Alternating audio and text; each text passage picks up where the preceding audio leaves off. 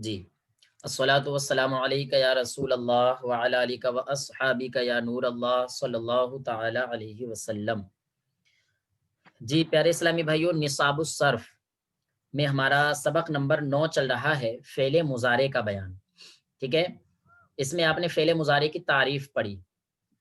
فعل مضارع وہ فعل ہے جو زمان حال یا استقبال میں کسی کام کے ہونے پر دلالت کرے، جیسا کہ آپ نے اس کی مثال پڑھی تھی یضربو، اس کا ترجمہ آپ نے کیا تھا مارتا ہے یا مارے گا وہ ایک مرد۔ ٹھیک ہے، پھر آپ نے فعل مضارع کے بنانے کا طریقہ پڑھا تھا۔ ٹھیک ہے، اس میں آپ نے یہ پڑھا تھا کہ فعل ماضی مطلق کے شروع میں علامت مضارع میں سے کسی ایک علامت کو بڑھا دیتے ہیں، اور جو فا کلمہ ہوتا ہے اس کو ہم ساکن کر دیتے ہیں، اور جو عین کلمہ ہوتا ہے وہ باب کے اعتبار سے اس پر حرکت آئے گی، یعنی کبھی فتحہ، کبھی کسرہ اور کبھی ضمہ آئے گا، اور لام کلمہ پر ہم نے پڑھا تھا کہ وہ ضمہ آتا ہے۔ ٹھیک ہے، جیسے فعلا، کیا فعلا، یہ ہم نے پڑھا تھا۔ تو فعلا سے ہم نے فعل مضارع بنایا کس طور پر کہ فعلا سے پہلے علامت مضارع میں سے ایک علامت کو ہم نے رکھ دیا، جیسے یا کو ہم نے رکھ دیا، تو ہم نے یا کو جب شروع میں کیا تو فا کو ساکن کر دیا تو یف ہو گیا۔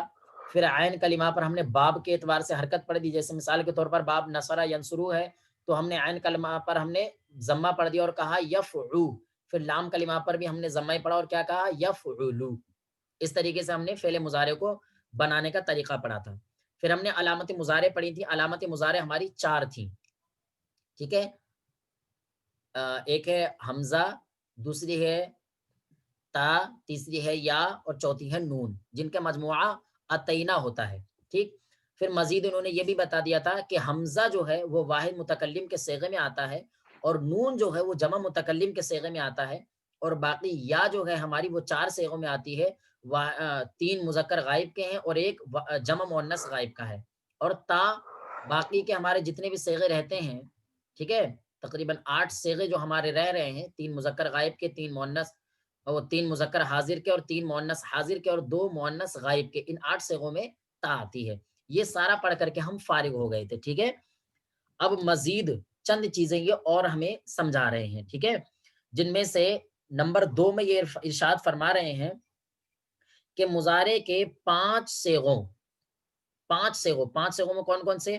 2 واحد مذکر غائب کے ہیں، ٹھیک ہے، 2 واحد مذکر غائب اور حاضر، ٹھیک ہے، اور ایک واحد مؤنث حاضر، اور 2 واحد متکلم، یعنی ایک صیغہ واحد مذکر غائب کا، دوسرا صیغہ ہمارا واحد مذکر مذکر حاضر کا۔ حاضر کا، اور ایک صیغہ واحد مؤنث غائب کا، اور باقی 2 صیغے ہمارے متکلم کے ہیں۔ ٹھیک ہے، یعنی پہلا صیغہ ہوگا ہمارا یضربو، دوسرا صیغہ ہوگا ہمارا تضربو، ٹھیک ہے، تذریب۔ واحد مؤنث غائب کا، پھر تیسرا صیغہ ہوگا ہمارا واحد مذکر حاضر کا یعنی تضربو، اور 2 صیغے ہوں گے ہمارے متکلم کے، اضربو اور نضربو۔ ٹھیک ہے نا، یہ بھی گردان لکھ کر کے انشاءاللہ ہم پورے آپ کو سمجھائیں گے۔ تو اس میں فرما رہے ہیں کہ ان کا آخر جو ہے، آخر یعنی ان کے آخری حرف پر کیا آئے گا؟ ضمہ آئے گا، یعنی یضربو با پر ضمہ، تضربو با پر ضمہ، تضربو با پر ضمہ، اضربو با پر ضمہ، اور نضربو با پر ضمہ۔ اب قاعدہ نمبر 3 میں یہ بیان فرما رہے ہیں کہ مضارع کے 7 صیغوں میں، ٹھیک ہے، وہ 7 صیغے کون کون سے ہوں گے؟ جن میں 2 صیغے مذکر غائب کے ہوں گے، مذکر غائب اور حاضر کے، اور ایک واحد مؤنث حاضر کا ہوگا، اور 4 تثنیہ کے صیغے ہوں گے۔ کیسے ہوں گے وہ 4 صیغے؟ جیسے آپ دیکھیں، جمع مذکر غائب کا صیغہ یضربونا، اور جمع مذکر حاضر کا صیغہ تضریبونا، اور واحد مؤنث حاضر کا صیغہ تضریبینا، 3 صیغے ہو گئے۔ اس کے بعد 4 صیغے ہمارے تثنیہ کے آئیں گے، کون سے؟ یضربانی، تضریبانی، تضریبانی، تضریبانی، یہ 7 صیغے ہیں۔ ان 7 صیغوں کے اندر کیا آتا ہے؟ نون اعرابی آتا ہے۔ کیا آتا ہے؟ نون اعرابی، ٹھیک ہے، تو بیچ کے جو 4 صیغے ہوں گے تثنیہ کے، ان کے اندر نون اعرابی مکسور ہوتا ہے، یعنی اس پر زیر آتا ہے، اور جمع مذکر غائب و حاضر کے جو صیغے ہیں ان کے آخر میں جو نون ہے وہ مفتوح رہے گا، اور ایسی واحد مؤنث حاضر کا جو صیغہ ہے اس کے آخر میں بھی جو نون ہے وہ مفتوح رہے گا، ٹھیک ہے، وہ بھی گردان میں لکھ کر کے ہم آپ کو بتائیں گے۔ ٹھیک ہے. اس کے علاوہ قاعدہ نمبر 4 یہ بیان فرما رہے ہیں کہ قاعدہ نمبر 4 میں یہ بیان فرما رہے ہیں کہ جو ہمارا جمع مؤنث کے جو صیغے ہیں، جمع مؤنث کے، ایک جمع مؤنث غائب کا صیغہ ہو گیا اور ایک جمع مؤنث حاضر کا صیغہ ہو گیا. تو یہ جو دو صیغے ہیں، ان دونوں صیغوں کو آخر میں جو نون آ رہا ہے وہ نون جمع کہلاتا ہے. کیا کہلاتا ہے؟ نون جمع. اور وہ نون جمع جو ہوتا ہے وہ ہمیشہ مفتوح ہوتا ہے، اور اس کو نون نسوہ بھی کہتے ہیں، یعنی مؤنث کا نون بھی کہتے ہیں اسے. ٹھیک ہے. چلیے اب اس کو آپ دیکھیے بورڈ پر. چلیے پوری گردان مضارع کی گردان لکھ رہے ہیں ہم.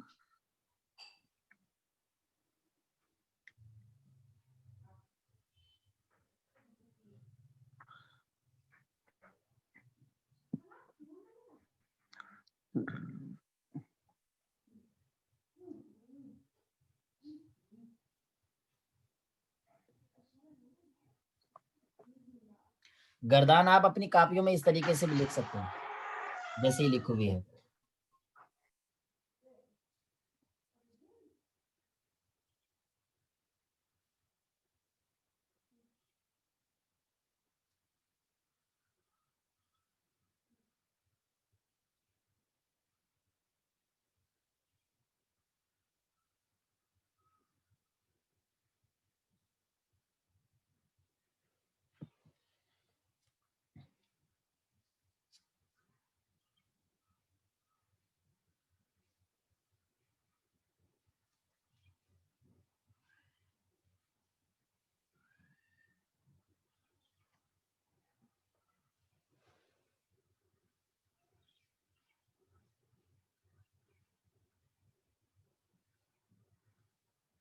پیارے اسلامی بھائی، اوپر کے جو 3 صیغے ہمارے وہ مذکر غائب کے ہیں، پھر جو 3 صیغے ہمارے وہ مؤنث غائب کے ہیں، پھر جو 3 صیغے ہمارے وہ مذکر حاضر کے ہیں.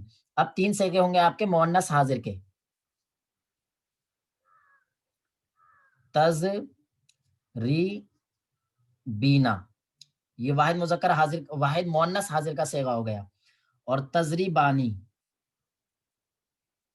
تزریبانی یہ تسنیہ مؤنث حاضر کا صیغہ ہو گیا. اور تزریبنا،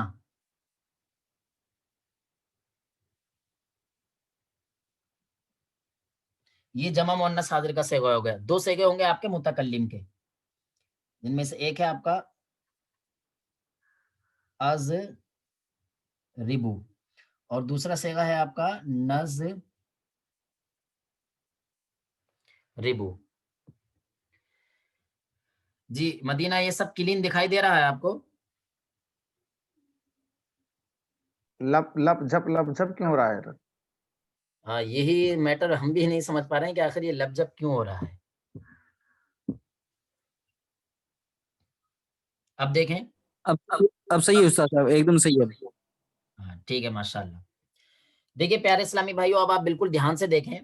یہ پہلے کے اوپر کے 3 صیغے ہمارے مذکر غائب کے ہیں، جن میں سے پہلا صیغہ ہمارا واحد مذکر غائب، دوسرا تسنیہ مذکر غائب اور تیسرا جمع مذکر غائب.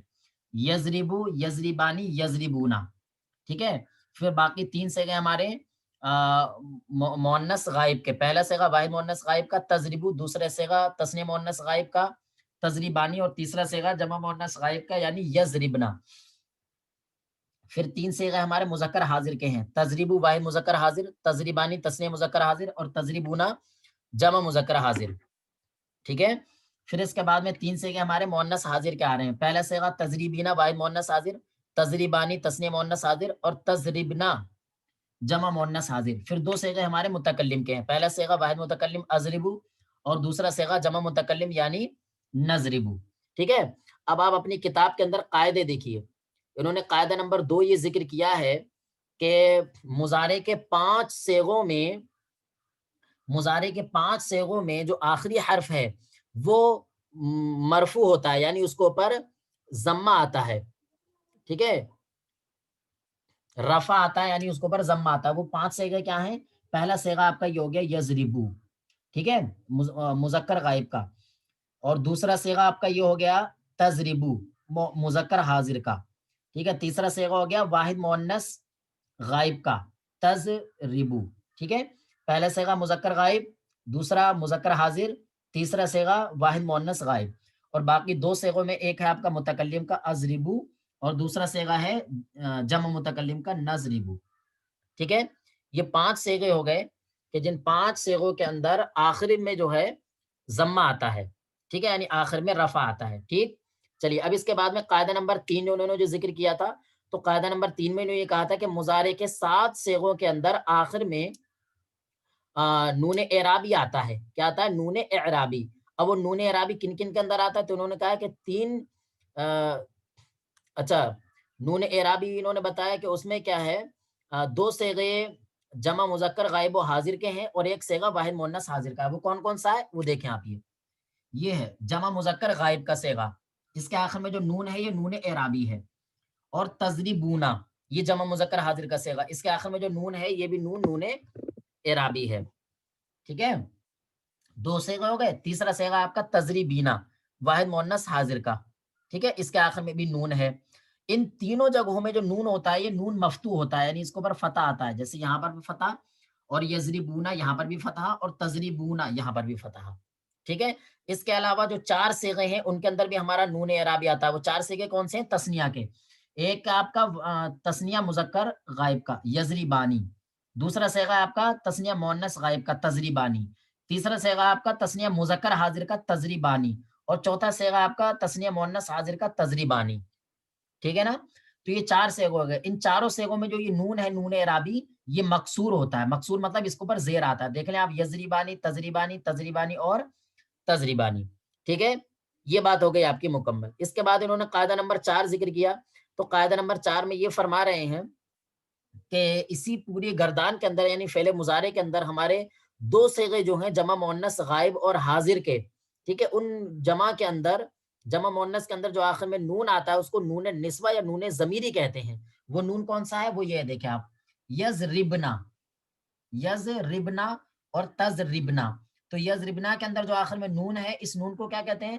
نون نسوہ یا نون ضمیری، اور نون جمع بھی بولتے ہیں، جمع مؤنث کا نون بھی بولتے ہیں اسے. ٹھیک ہے، ایسے ہی تضربنا اس کے اندر جو نون ہے اس نون کو بھی ہم جمع مؤنث کا نون بولتے ہیں. ٹھیک ہے، صلو علی الحبیب صلی اللہ علی محمد صلی اللہ علیہ وسلم. اس گردان کو آپ اچھی طریقے سے دیکھ لیجئے اور بالکل اسی طریقے سے آپ اپنی کاپیوں میں نوٹ کرنے کی کوشش کریں اور اسی طریقے سے آپ اپنی کتاب کے اندر بھی گردان کو سمجھنے کی کوشش کریں. ٹھیک ہے، صلو علی الحبیب صلی اللہ علی محمد صلی اللہ علیہ وسلم. حضرت جی یہ مزید اس میں فتحہ اگر تو کوئی بات سمجھ میں نہیں آئی ہو تو ارشاد فرمائیے. جمع مذکر ٹھیک ہے، آپ کا سوال یہ ہے کہ حضور جمع مؤنث کے اندر جو نون ہے تو اس کے اندر تو آپ نے اس کو نون نسوہ کہہ دیا، تو مذکر جمع مذکر کے اندر بھی تو نون آ رہا ہے جیسے یضربونا اور تضربونا، تو اس نون کو کیا کہیں گے؟ تو پیارے اسلامی بھائی یہ جو نون ہے آپ کا یہ نون جمع نہیں ہے بلکہ یہ نون اعرابی والا ہے. ٹھیک ہے، یعنی اس کو نون اعرابی بولا جاتا ہے، اس کو نون جمع نہیں بولا جاتا ہے. ٹھیک، جی احمد حسن بھائی.